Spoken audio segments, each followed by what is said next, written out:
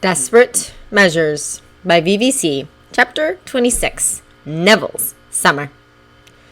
Draco Malfoy came to visit Neville Longbottom on July 31st. It was the first full day of Neville's adulthood, and Draco was counting on Longbottom responding like the man he now was, and not reject out of the hand the proposal that was going to be presented to him. Draco announced himself to the house elf that came to let him into the manor, and half a minute later was being escorted outside and to the master of the house. Draco admired the gardens as he was led through them and towards a large greenhouse. They were different than the Malfoy gardens, more wild, but still beautiful. Longbottom obviously took very good care of them. There was a small patio in front of the greenhouse that held a small stone-topped table and 2 chairs of white-painted ironwork. He could see Longbottom washing his hands and face in the tall, thin fountain off to the side of the patio. As he stepped onto the patio, a second house elf arrived and placed a tea set on the table before going over to Longbottom and holding out a towel. Draco waited until the other man had finished drying his face and hands, then said, "Good morning, Longbottom. I hope I'm not interrupting anything urgent." "Good morning, Malfoy," Neville said as he returned the towel to the attending elf. "Just some harvesting, nothing to worry. What brings you to my estate?" He gestured Malfoy over to the table and took the opposite seat. He wondered just what Malfoy was doing here. If he was here about Harry, he was going to be awfully disappointed. He poured tea for them both. Draco accepted the tea that was passed to him and took a polite sip before setting down the cup and pulling out a scroll from his robe pocket. He placed the pristine white scroll with its silver ribbon in front of his host. Neville froze in shock. Draco finally got impatient as Longbottom continued to stare speechlessly. "For Merlin's sake, Longbottom, it's not going to bite you!" Neville was startled out of his stunned astonishment and looked up at Malfoy in amazement. "That's a betrothal contract," he said. "So it is," Draco said. "One I'd like you to seriously consider." Neville paused for several moments before responding. This had not been expected. "Just whom do you have the right to bargain for, Malfoy?" he asked, still very much surprised. Draco looked off to the side for a moment before turning his eyes back to Longbottom. "Pansy Parkinson," he said. Neville stared at his guest in disbelief. "What about her father?" he asked in confusion. Draco sneered and said, "He lost all his paternal rights to her. I saw to that." "What did you do, Malfoy?" Neville asked, curiosity now blending with his overall astonishment at the situation. "I initiated the right of forfeit," Draco said, and raised his chin defiantly. "You didn't!" Neville squeaked. "That was really dangerous!" Draco snorted in derision. "It wasn't dangerous at all," he refuted. "The man had positively relinquished his rights as her father. I know what all the books say, that it could take hours for magic to judge a situation and that you feel like you've been attacked by a score of bludgers afterwards. But it wasn't like that for me. The whole process took only a couple of minutes, and it wasn't harsh at all. It was that unequivocal." "Merlin!" Neville breathed. He didn't want to think about what the situation must have been for a result like that, but was afraid that he already knew. "Is this why you were, Such a prick at school?" Draco finished in amusement. "Yes, actually. I needed to watch out for Pansy, but with my father still in control of me, well, let's just say that he often used Pansy as a guarantee of my appropriate behavior." Neville grimaced in disgust. Merlin Lucius was more of a jerk than he'd ever thought. "Why did you choose me?" he asked. "I didn't," Draco said with a smile smirk. "Pansy did." "All right," Neville said agreeably, though he was now even more surprised. He couldn't remember ever talking to the girl. "Why did Pansy choose me?" "She wrote you a letter," Draco said and pulled an envelope from his robe and set it on the table. Neville stared at the envelope, then at Malfoy, then at the scroll. He closed his eyes a moment, then opened them and snapped his fingers for a house elf. He quietly requested a contract quill and reached for the scroll. He'd only managed to untie the scroll and start the auto-rolling feature before the house elf returned with the quill. "What are you doing, Longbottom?" Draco asked in confusion. "You can't possibly read that fast." Neville had a determined expression on his face as he ignored Malfoy's question. Once the scroll finished rolling to the end, he readied the quill and quickly signed the contract. "What are you doing, Longbottom?" Draco cried in alarm as he stood up quickly, causing the chair to skitter backwards and almost topple. "You're supposed to read it before you sign it! Even imbeciles read a betrothal contract before they sign it!" Malfoy continued on in this vein for some time, and Neville just Stared at him. When Malfoy paused to take a deep breath, Neville said quietly, If you can keep your mouth shut about something, Malfoy, I'll tell you a secret. Draco snapped his mouth shut and stared at Longbottom, sitting as calm as could be, as if he hadn't just signed a contract that would drastically affect the rest of his life. Draco took a deep breath, then retrieved his chair and sat back down. He glared silently and waited for an explanation. Neville set the betrothal contract to rolling back up the beginning, then took several sips of his tea. Eventually, he gathered his thoughts and started his story. I don't know how it is in your family, but in the Longbottom family, all the males in the direct line of succession go through a rite of ascension on their 17th birthday. During this rite, the new heir is given a vision of who his wife is to be. Draco opened his mouth and closed it as Longbottom waved him quiet. That's all I knew about the rite before I went into it, Neville said. I expected to see a picture of my wife to be a snapshot from which I could identify her easily. Neville gave a short, mirthless laugh. But that wasn't what happened at all. What did happen? Draco asked quietly, his curiosity piqued, despite his aggravation at learning details about another family's ascension rite. Neville smiled grimly. I had a vision. Draco stared. A vision, he repeated. Neville looked away and swirled his tea. I was standing in a meadow, he said quietly. I was about to start studying the plants when a small fox suddenly ran out of the surrounding woods and into the meadow. Somehow I knew it was a female and that she was pretty young. She was injured but was running as fast as she could. Just moments later, a big fox also ran out of the woods. Somehow I knew that this fox was the father of the little fox. He caught the little fox and attacked her. Merlin, Draco whispered in a strangled tone. Neville ignored the soft exclamation and continued. I couldn't do anything other than watch. It was like I wasn't allowed to interfere. The big fox, well, he really hurt the little fox. And then he left. The little fox was dying, and he just left.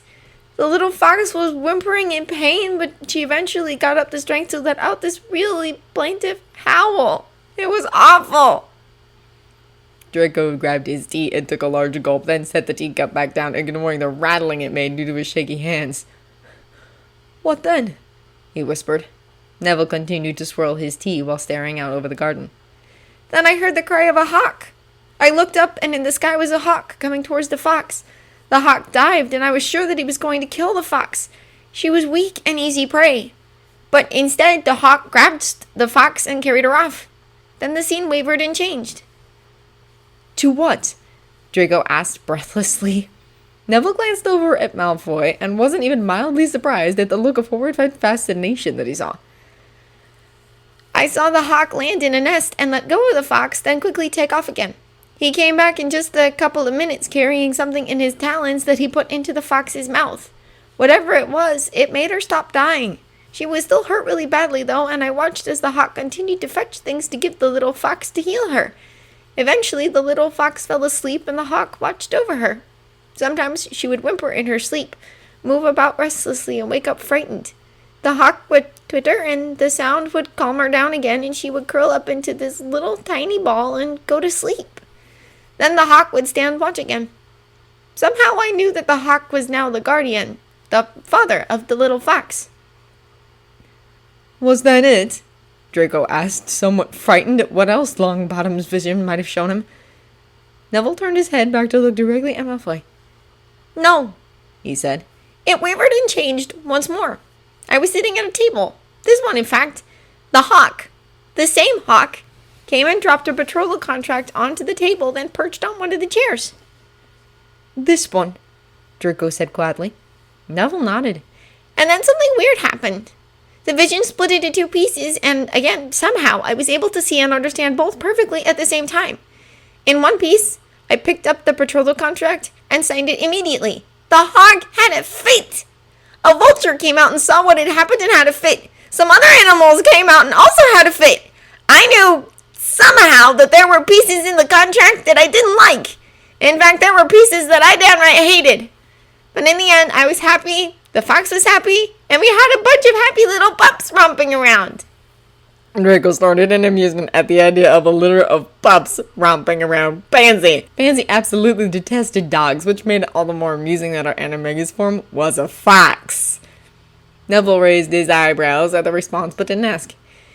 In the second piece of the vision, I opened the contract and started to read it. The vulture came out, and together we changed the parts that I didn't like. The hawk accepted the changes, but in the end, I wasn't happy. The fox wasn't happy. And there was only one pup. Neville looked solemnly at Malfoy and said, See, you see, Malfoy, I could either sign the contract right away, knowing that there would be pieces of it that I didn't like, but also knowing that I would have a happy marriage and a good family. Or I could read the contract, change the pieces I was dissatisfied with, and have an unhappy marriage and only a single heir. I did what I had to do, Malfoy. I'd like to have long-term happiness over short-term satisfaction. Bloody hell, Longbottom, Draco said very softly. Neville gave a short laugh and said, That's what I'm trying to avoid, Malfoy. Draco tilted his head in acknowledgement and watched as Longbottom lifted his hands to his neck to grasp a silver torque that had been hidden by his shirt, then closed his eyes in concentration. Neville pulled his hands away from the torque that denoted his station as head of the Longbottom family, and with his hands came a smaller silver torque that had been intertwined with his own. He passed it over to Malfoy and said, Please give this to Pansy. It's the Longbottom matriarch's torque. Draco nodded as he accepted the torque. The symbol of the Longbottom family was etched into the torque in an attractive, repetitive pattern. He stood to leave. With the contract signed, there was no further point in staying. Have a pleasant day, Longbottom. Malfoy? Neville called as the other man turned to leave. Draco turned back around and said, Yes, Longbottom. Does Pansy like flowers? Neville asked. Draco smiled slightly and said, No, actually, Pansy hates flowers. She likes chocolate, though. Neville nodded thoughtfully as Malfoy once again turned to leave. The blonde had only taken a couple of steps when Neville called again. Malfoy? Draco sighed, stopped, turned, and said, Yes, Longbottom. What else does she like? Neville asked curiously. History, Draco said. She's a real history buff. She especially likes Greek history, including their arts and culture. And she likes to ride horses. Neville nodded again and watched as Malfoy made it another 6 steps. Malfoy? Draco stifled and groaned, and once again turned around. What is it, Longbottom? He asked impatiently. Neville grinned for a moment, then said seriously, She can keep that hidden if she wants. Once she has it on, it will respond to her will to be visible or invisible. I realized that wearing it in Slytherin House next year during school might be dangerous. Draco wouldn't show it, but he was actually quite grateful to hear that. He nodded and turned to leave again, then turned back slightly and said, Is there anything else? Neville shook his head with a slight smile, but as Malfoy took a few more steps, he said, Wait, there is one more thing. Draco stopped, sighed, and hung his head. What is it? He asked without turning around. Is she safe? Neville asked worriedly. You know, from him. Draco turned around and said firmly, Yes, she's safe. What did he do to her anyway? Neville asked with a frown. That's for Pansy to tell you if she wants, Draco said. Will her father make a fuss? Neville asked in concern. I can't imagine him being too happy about this match. No, Draco said with a vindictive smirk. He knows that if he makes any kind of fuss about her at all, that I'll simply make it public knowledge that I ripped his paternal rights from him when I was only 8 years old. And he won't have an opportunity to hurt her at all. Neville asked, still worried despite the reassurance. This was his fiancée, after all, and he was worried about her, even if he hadn't ever spoken to her. He won't touch her, Longbottom, Draco said firmly. She lives with me, not him. She's my daughter, after all, not his. Neville nodded in relief, then laughed and said, You know, Malfoy, I have to thank you. Even knowing about having this vision, I always figured I was going to be a bachelor until I was 40. Draco smirked and said, You still might be, Longbottom, if you don't let me get out of here. Neville laughed and waved a hand. Go on, Malfoy, he said. No more questions, I promise. So Draco turned and left. August 1st. Neville paced angrily in his room. He wasn't sure with whom he was the most angry. There were so many options, really. There was his grandmother, his uncle, his solicitor, Malfoy, Pansy, himself. No, he wasn't going to be angry. Neville stopped and took several deep breaths. It was time to let go of the anger and look at the situation logically. He was not angry with himself. As he'd told Malfoy, he'd done what he needed to do to secure a happy future. Pansy? She may not have known the contents of the contract. And even if she did, the contract was still her father's, Malfoy's, responsibility. So, Malfoy was a good one to be angry at. After all, he'd been the one to put in that absolutely exorbitant bride price. It was almost a quarter of the Longbottom's monetary assets. It was 10 times as much as he could have expected to pay had he dealt with the head of the Parkinson family. So why? Why such a large amount? Granted, Pansy wasn't going to be inheriting anything from the Parkinsons, but she should be receiving a comparable or better inheritance from the Malfoys with her adoption into that family. As it was, the Longbottoms were going to have to liquidate quite a bit of stock to make the payment. Neville's thoughts stopped abruptly, and he blinked in realization. Actually, that might not be such a bad thing. With the world as they knew it heading for Armageddon, he really ought to move all the Longbottom investments out of Britain anyway. Still, did the Malfoys know that the world was going to implode sometime in the near future, and this was their way to salvage some of that wealth? He knew some families actually put the bride price into a trust for the bride instead of keeping it. You wouldn't be surprised if the Malfoys were one of the families that followed this new tradition. After all, it wasn't as if they needed the money. He started pacing again, more slowly this time, as he thought through the possibilities. The dowry that came with Pansy was an estate in France. There was quite a bit of land, but the manor was old and in disrepair. Given the state of the manor, practically condemned, the dowry was not an equitable trade for the bride price. But what if the bride price was used to renovate the manor? Supposedly, the manor was a favorite place for Pansy. If that was true, it would have been very likely that he would have allocated Longbottom funds for its repair anyway. So perhaps he was simply paying for everything up front instead of over several years. He nodded to himself. Yes, those conclusions seemed likely, and that gave him ideas for little gifts for his fiancée. He'd have to see just how many house remodeling catalogs he could acquire over the next month. Neville continued pacing. So the financial exchange, while seemingly uneven in the extreme, was actually fairly balanced. After all, if he subtracted the amount of funds it was going to take to get that decrepit old manor livable, well, what was left was about the same as the current market value of that estate. So that left his grandmother, his uncle, and his solicitor to be angry with. And he certainly had cause, given some of the things they had said to him, and about Pansy and Malfoy. He sighed gustily. He couldn't really blame them. They weren't in possession of several bits of knowledge, such as his vision and the approaching apocalypse, and the semi-illicit but highly honorable activities of the Malfoys.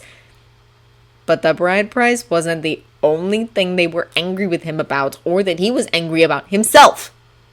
The contract required that he not attend l'École d'Antoinette pour Herbologie Magique, the premier herbology school in Europe, the school he'd been dreaming of attending since he first heard of it when he was 9. He could attend any other school he wanted, but not that one. He didn't understand why Malfoy had made such a distinction, especially since it was the closest herbology school to Pansy's supposedly favorite estate. Neville groaned and rubbed his forehead. He really, really hoped that Draco Malfoy had consulted with his elders about the contract, and that it was they that had suggested the restriction due to some insider information they held about the school. It was the only logical explanation he could think of that such an odd restriction would have been placed. His uncle and grandmother had jumped on the restriction as evidence of how Malfoy was already ruining Neville's future. But he wasn't so sure. After all, the contract didn't say that he couldn't become an herbologist. It didn't even state that he couldn't go to an advanced herbology school. All it said was he couldn't go to Antoinette's. And he'd learned over the past 8 or 9 months that everything Malfoy did, he did with a reason. So there must be a reason for the restriction. Maybe he should ask. Neville paused in his pacing and thought about that. Maybe he should ask. Except, of course, that he wasn't supposed to know about the Malfoy Information Network. But on the other hand, the restriction was right there in black and white, and it wouldn't really be suspicious if he asked about it. He wondered if he'd actually get an answer if he did ask.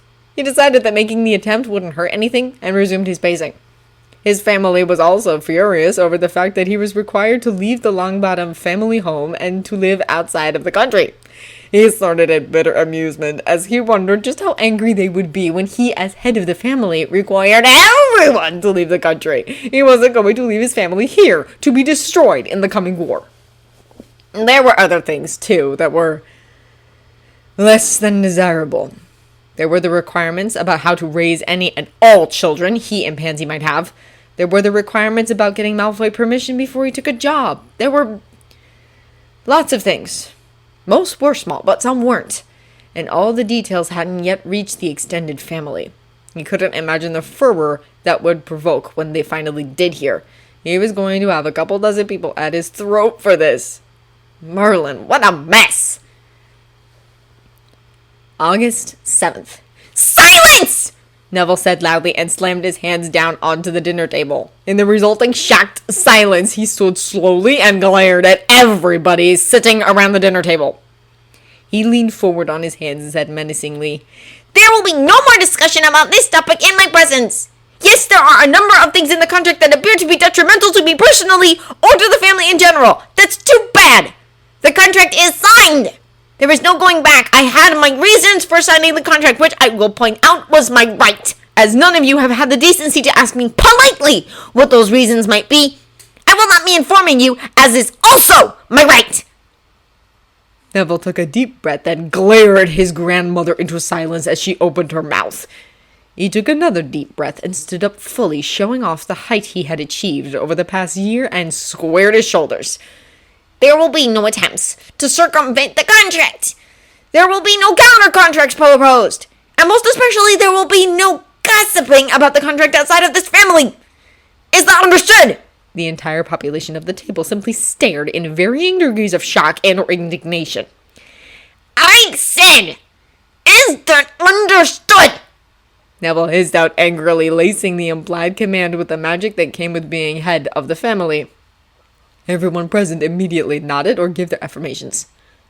"Good," he said as he swept his disgusted, narrowed-eyed gaze over everyone. He snapped his fingers.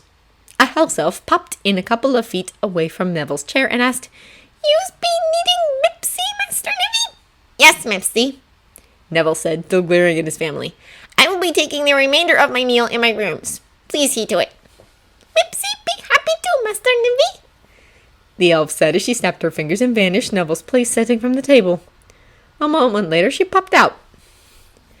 "I am very disappointed in this family right now," Neville said scathingly. "All any of you have done is moan and complain. None of you have tried to discern why the aspects of the contract you don't like were even placed into the contract in the first place. I have, and have come to some conclusions that I believe to be correct, and that alleviate many of my concerns. I also wrote to both Draco and Gaius Malfoy and requested information that both were pleased to provide, information that has also alleviated many of my concerns, information that I won't be providing any of you because it's become obvious none of you are interested. In short," Neville said, still glaring, "I am pleased with the contract. There are still some minor aspects that I am leery of, but overall, I am pleased. This topic is closed." After one final glare, Neville turned sharply and left the formal dining room. He strode briskly towards the sanctuary of his rooms and tried to release his anger. "It's just a shock for them, you know," one of the portraits said. Neville stopped and stared at the portrait of Algernon Longbottom, his 5 times great-grandfather. "Pardon?" "It's a shock for them," Algernon repeated. "Last summer you were still a boy, doing boy things and thinking boy thoughts. When you returned from school this year, you were already a man. Your birthday was just a technicality." "I don't understand," Neville said, his face scrunching briefly in confusion. "What does that have to do with anything?" "They expected you to act as you always have," Algernon said.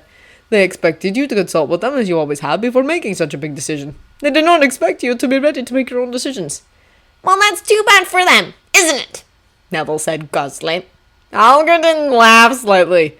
Yes, it is. You do have to admit, however, that signing a contract without even reading it, much less asking for legal advice, seems foolish. You truly cannot blame them for being upset. You don't seem upset. Neville said suspiciously, ignoring the advice, for now. Also, it's like the chapter, Algernon said with a shrug, and there's a portrait in the kitchen. Neville blinked. What? He asked in confusion at the seeming non-sequitur. Tinky was nearby in the garden and heard your entire conversation with young Mr. Malfoy, Algernon supplied. All the house elves and all the portraits know your reasons for signing the contract. Oh! Neville said, doubling, nothing else coming to mind. He guessed he probably should have put up a privacy shield before he started talking. Well, too late now. I am proud of you, Algernon said with a small smile. You are? Neville asked in surprise. Yes, as are all the other former heads, Algernon said, still smiling. What you did took a lot of faith and courage, two traits that have always been prized highly in our family. You will do well as head of the family. Thank you, Neville said with a blush.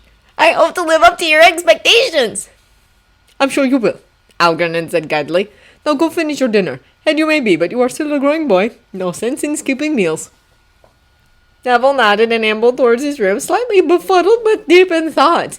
It was nice to have the approval of the portraits, but it was the living he needed to truly get along with. Although, how was he going to manage that when everyone was questioning his intelligence was another story. August 16th. Neville stumbled slightly as the portkey deposited him at his destination. He didn't even get a chance to look around before he was accosted by Hermione and her enthusiastic hug. Neville! Hermione cried tearfully. I'm glad to see you. How was your summer? Neville hugged back, then let go of Hermione to also briefly hug Harry. He let go of Harry, then turned slightly so he could face both his friends. I got engaged. I'm lots poorer, and my family hates me. How was your summer? He said sarcastically. Hermione blinked in surprise, then let out a slightly bitter laugh. I got into a huge argument with my parents, moved out, and took over the unspeakables, she said just as sarcastically. Neville was startled into brief laughter, then turned to Harry with a wry grin. And how was your summer, Harry? He asked with mock sweetness. Well, I bollocksed it all up and made a choice, Harry said with a slightly hysterical laugh. That's nice, Harry, Neville said, not missing a beat. Why don't we all share our misadventures over tea? Alright, Harry said hesitantly. I'll go first, Neville added magnanimously. Hermione giggled and moved to link her arms with both of her friends. The gardens are this way,